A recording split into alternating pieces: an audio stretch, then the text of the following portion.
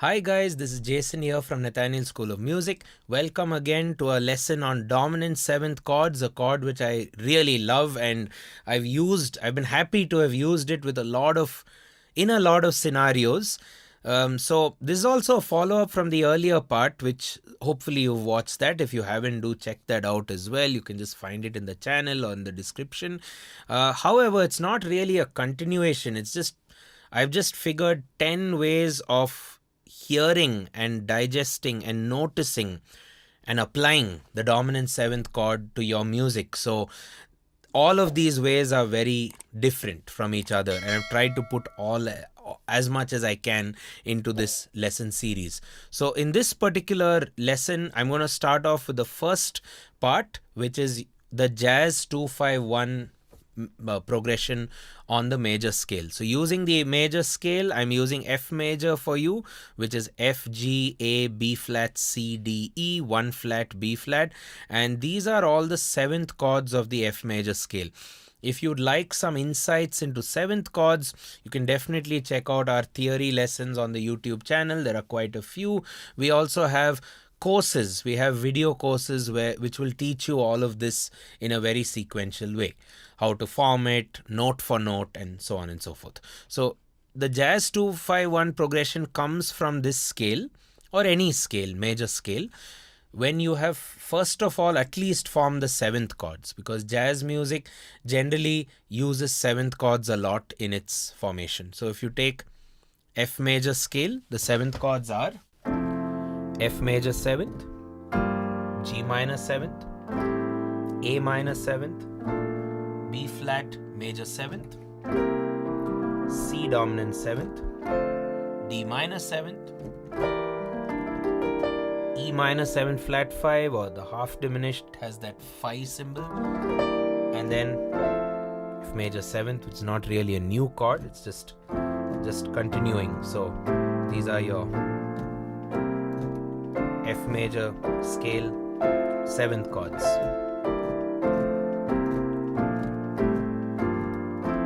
Okay, now where you can really digest the sound of the dominant 7th chord is in a very, very common jazz music progression, which is 2-5-1. So these are all 7th chords diatonic to the key of F. So the 2 minor 7th would be G minor 7th, the 5 dominant 7th would be C dominant 7th, and then it resolves to the F major 7th, which is the tonic major 7th chord. Now we also put this sign indicating that you could repeat this for another bar. You could also, however, play a secondary dominant chord, which is the 5 of the 2. So D 7th kind of pulls back and loops it, helps us loop it in a very strong way. So this is a very common jazz progression. So if you practice this, you can learn a lot of songs and you can really identify the dominant 7th chord whenever it comes, because it's the chord which precedes the tonic and it comes after this 2. So the 2 goes to 5 going to 1. So identifying the dominant 7th chord in this way becomes a very, very important thing to do. Let me just demonstrate this with and without this D 7th at the end. So that's G minor 7th, C dominant 7th, F major 7th. Okay, you can do it 4 times. C,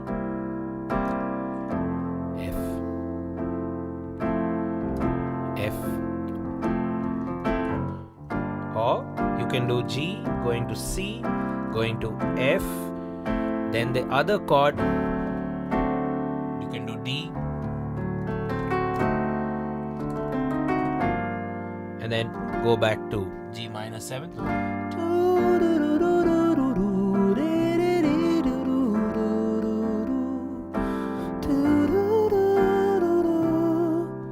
This is the dominant 7th chord, C 7th, which takes us to F major 7th. One more time.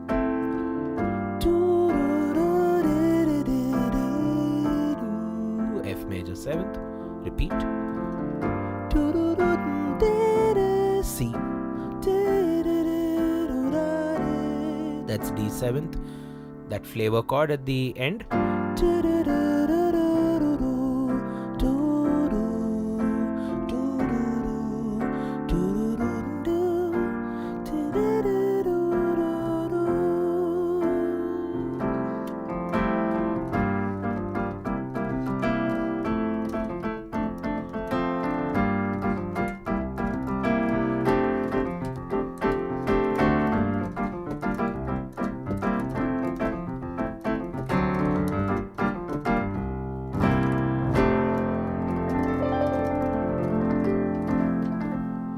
So that's your Jazz 251 on a major scale.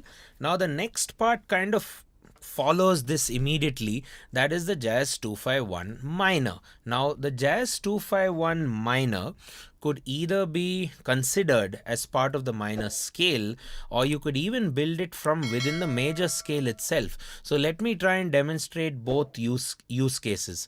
So if you take the F harmonic minor is F, G, A flat, B flat, C, D flat, E, F. So that's your flat 3, flat 6, D flat, raise 7th with respect to the natural minor, and yeah.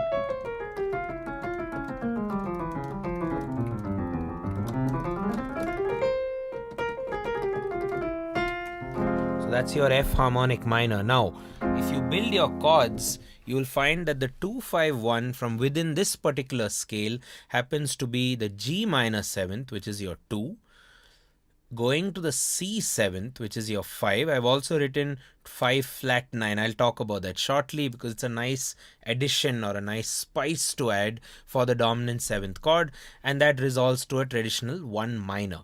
So this is where you need to now know how to form the chords of a minor scale, in this case the harmonic minor. So 1 minor, 2 will be a diminished, but when you add a 7th, it's going to be a minor 7th flat 5. That is G, B flat, D flat, F. If you form the triads with that extension, which is the 7th,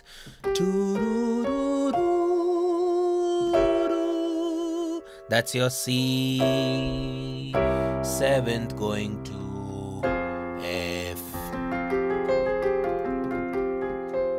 F minor. So the whole story again would be G minor 7 flat 5 going to C. This is your dominant C 7th going to F minor. I also like a minor major 7th. I quite like that. So back to da dee da da.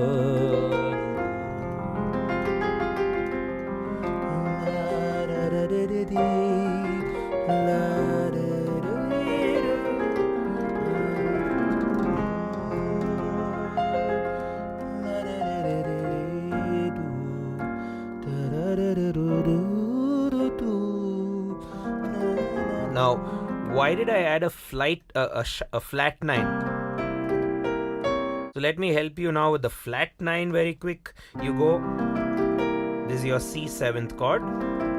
The flat 9 will be the 2 flattened. Now, why does this work so well? Because it's part of it's anyway part of the F harmonic minor scale. So, and it offers an additional magnetic attraction to the tonic. So, there's also so there's a lot of notes which are attracting to the tonic minor. Let me play around with it a little more.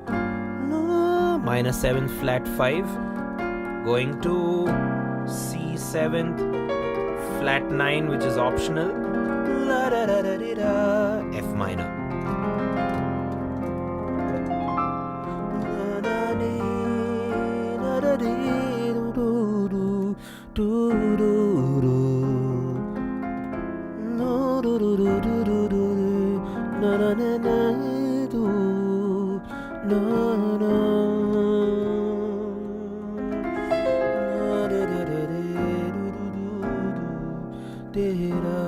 Now, you could also look at this in the F major scale's context. So in the F major scale, you have what we call as a relative minor, which is the D minor. How do we form the relative minor? We move the 6th from the scale. So the 6th of F is D. So you could now say the 2-5-1 of the F major scale will be G minor 7th going to C 7th going to F major 7th. But then you could also have the same minor 2-5-1 which I taught you for the harmonic minor, which you could kind of use to go to the relative minor of F major. So you could go E half diminished or E minor 7 flat 5, which is the 7 of F major, going to A 7th, which is the 5 of the D minor, which is the tonic minor. Okay, so if that was confusing, you can forget it and just practice it this way. But just to tell you that the 2-5-1 progression can be practiced in the key signature of F major as a minor 2-5-1 or even as a major 2-5-1, which I taught you earlier. So as a major 2-5-1, it will be G 7th going to G minor 7, going to C dominant 7th going to F major 7. And then you go E minor 7th flat 5, A going to the relative minor. So you could actually fool around and maybe play them together actually, like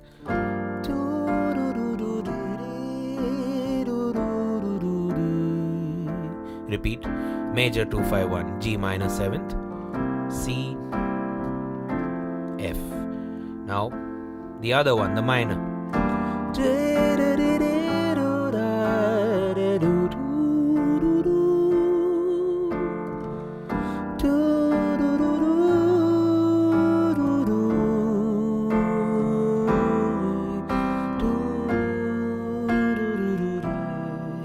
That's the major scale 2-5-1, and then the minor.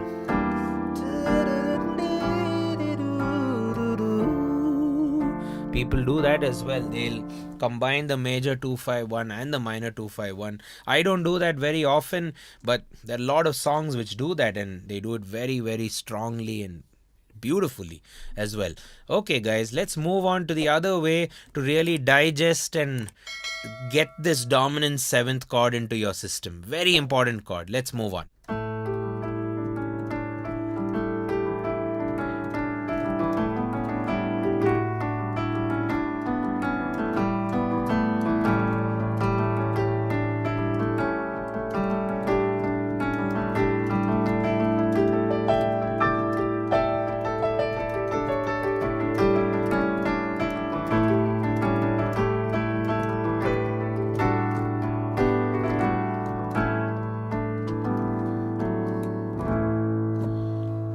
Right, so in this demonstration of the awesomeness of the dominant 7th chord, I'm trying to explain it in a modal context. So I've chosen the Mixolydian mode. The Mixolydian mode kind of really presents this chord in all its glory. And what I like about using a scenario, a modal scenario, is the fact that you don't have to really change the chords. You can just hold on to the chord. So A 7th could be just play A, and now the entire mode or the entire melody will be built using the notes of this mode. Now if you think about it, a mode is nothing but a scale. It's A Mixolydian is what? It's just A major with a flattened 7th, if you think about it. But if you use this and if you don't really play too many chords, and if you drone it with just the tonic chord, in this case A dominant 7, gives you a very, as we say, modal flavor. Okay, so let me just show you what I mean. Let's first form the Mixolydian scale in the right.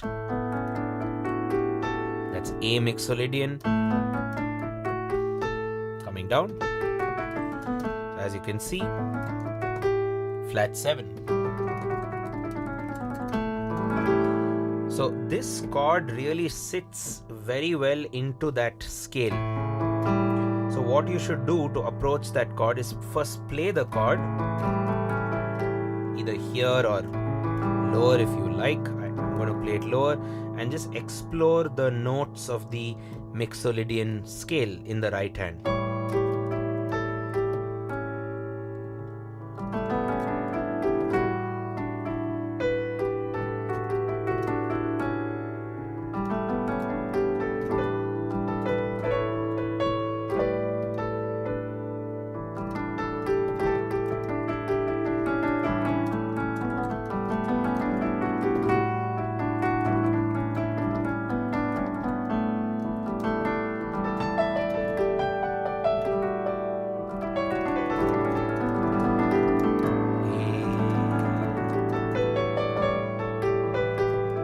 Everything is designed or based around this A dominant 7th chord. Another nice scale which could go over this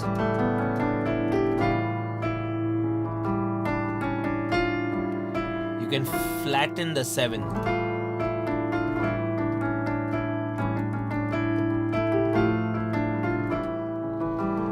That's what we call as the Mixolydian flat 6.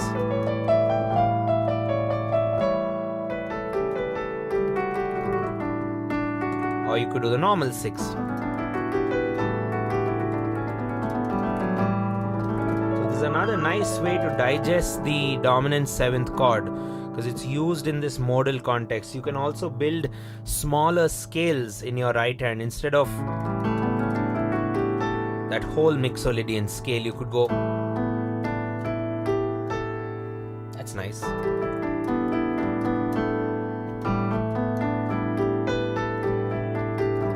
Or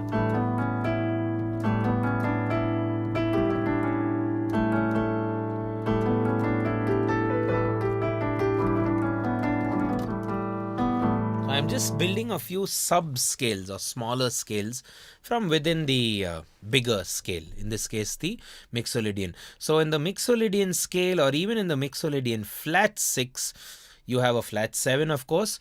You form the scale, improvise the scale in your melody in your right hand if you're a piano player, and in the left hand you're going to play the 7. You could also try out the 7 sus4, which instead of having the third, it has the sus4, which is the 4.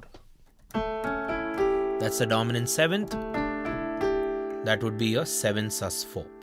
C sharp becomes D. So both this will really serve the Mixolydian flavor or the sound of the Mixolydian really well. That's another nice way to digest the 7th chord. Let's move on. Right everyone, so in this penultimate usage of dominant 7th chords to train your ear, theory and everything else, I'm using the subject, the very popular theory subject and the very important theory subject called secondary dominance. So with secondary dominance, what happens is we choose chords or we use chords which are outside the key. In this case, I'm using A flat major.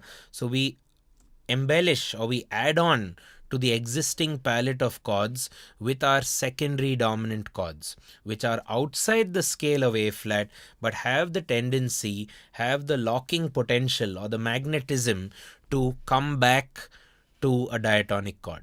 So what are the diatonic chords of A flat major?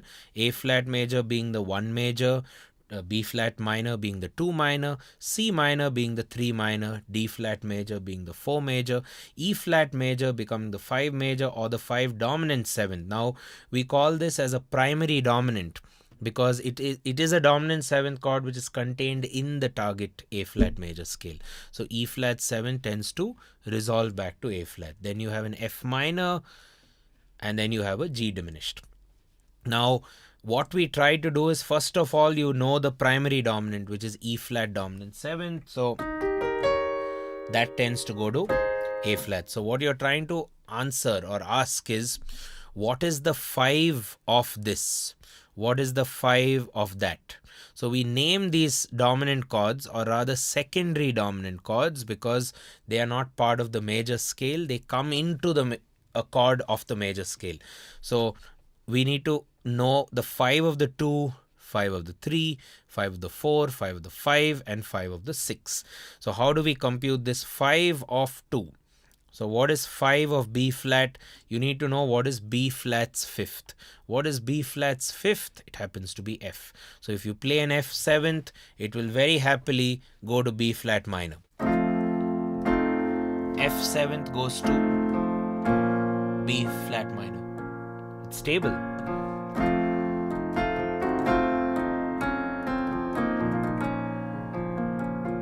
Okay, similarly, if you take C minor as your target, what is C's fifth? G. So you play the dominant G, which is what I've written here as the 5 of the 3.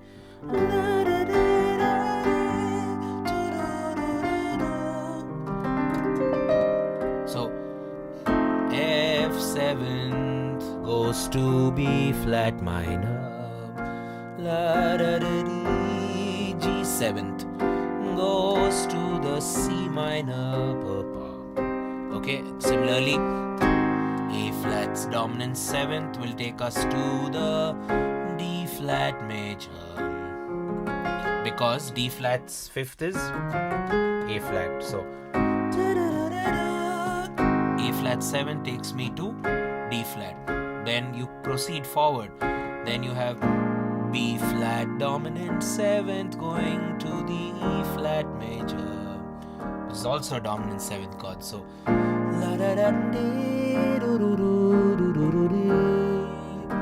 So B flat to E flat is called as the 5 of the 5. Don't get confused. B flat is the 5 of the 5 chord. So the chord I've written with Romans and normal numbers, just the 5. That's the interval 5. So F7th is the 5 of the 2. G7th is the 5 of the 3, which is C minor. A flat 7th is the 5 of the 4, which is D flat major. B flat 7th is the 5 of the 5, which is E flat major. Lastly, we have 5 of the 6, which is C 7th going to F minor.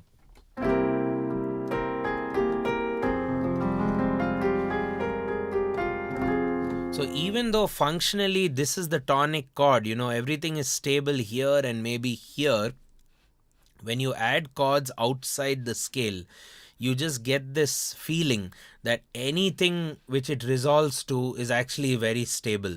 And this is causing that, because this is so unstable that it makes all these guys stable.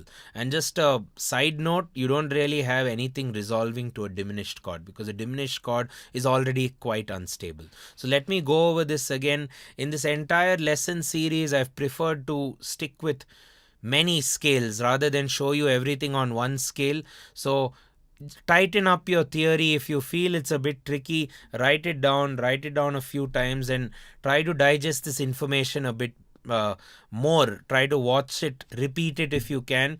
But I wanted to demonstrate this on many scales to try and get you to know all this stuff better. So coming to A flat, let's revise all this. So first of all, diatonically, A flat, B flat minor, C minor, D flat major, E flat major, F minor, G diminished, and A flat. Coming down, those are all your A flat major chords. Important to know those first. And now you do your secondary dominant. So what wants to go to the 1? That's your 5 of the 1. That's E flat will go to A flat. What wants to go to the 2? F major, F dominant 7th will go to B minor. And then G 7th will go to the C minor. And then A flat 7th will go to the D flat major. And then B flat dominant 7th will go to the E flat major. And then C dominant 7th will go to the F minor. You can use this in so many cases. Twinkle, twinkle, little star, how I wonder what you are. Like a diamond in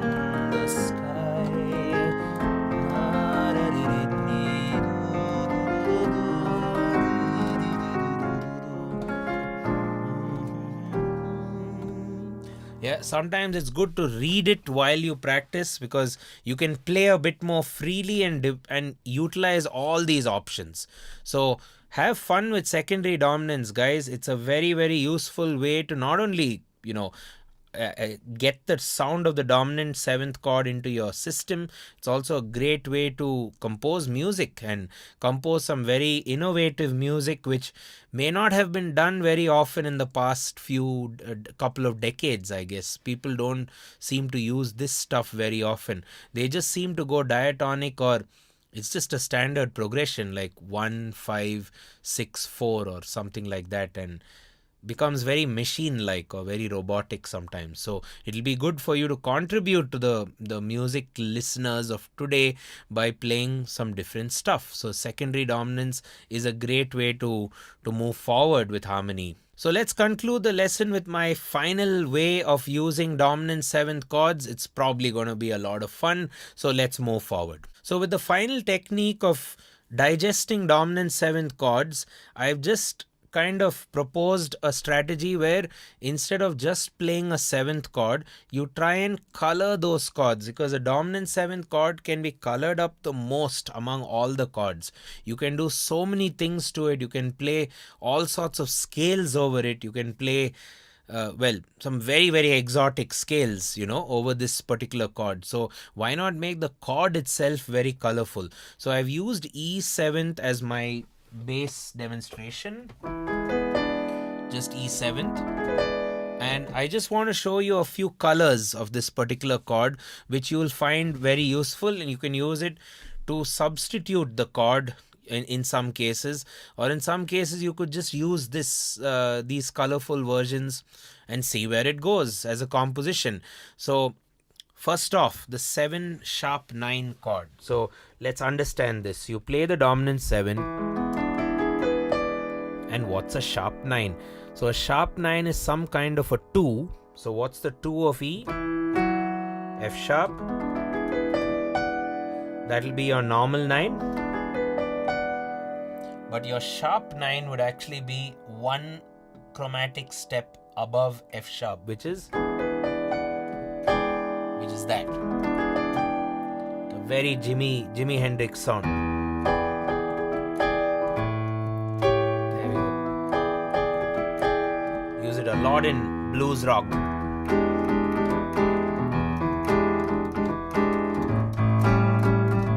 You could do E7 sharp 9.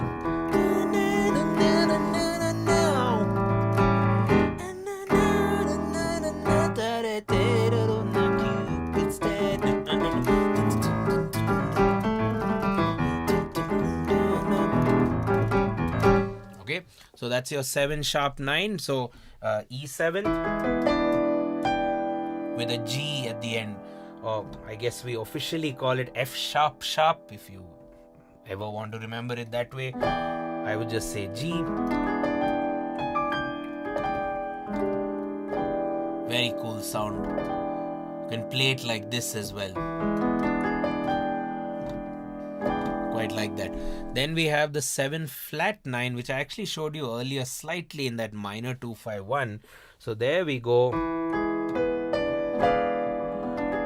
I would always use a 7♯9 when I'm resolving to the minor. That's at least how I do it.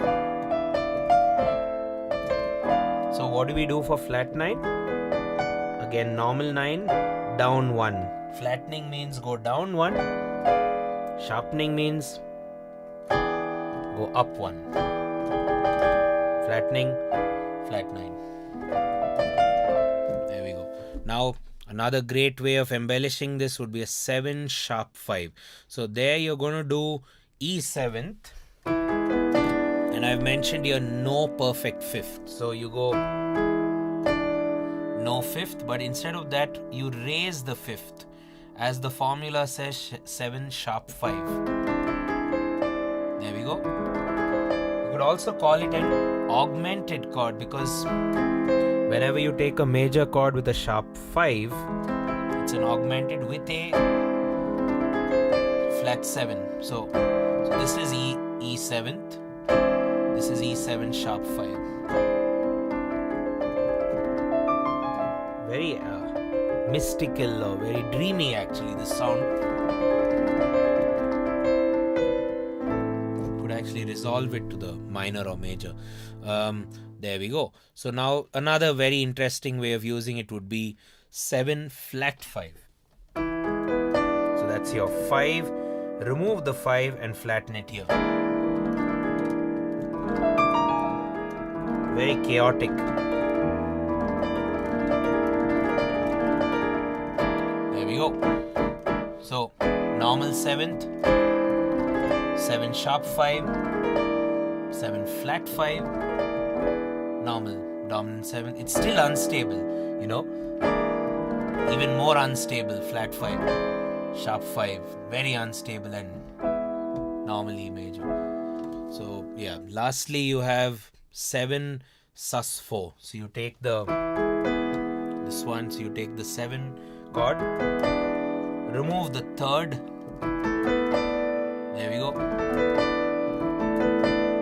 and you got yourself a 7 sus 4.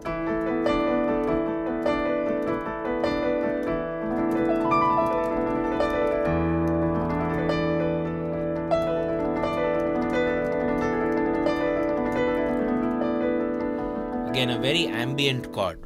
So right guys, so we've covered 10 ways of using the dominant 7th chord. I think all these 10 ways should hopefully give you the ears for it and the theory knowledge for it. So whenever you're faced with a scenario where you have to, come up with a progression, well, the dominant chord will always be your best friend. You really need to know its function. At the word go, you can use it as a 5 going to 1, a dominant going to tonic. That's the classical way, as we saw in the beginning. That's the authentic cadence. And we've done a few more along the way. So first of all, I hope you watched both the parts of the series. If you watched this part first, remember to go back to part 1 and do the, I've divided it as 5 plus 5. And yeah, I hope you can practice this well and use it in your own music, compose your own stuff. And as always, we'll be doing more and more of these lessons. This was more of a theory/ear training lesson. So do stay tuned to the Nathaniel channel.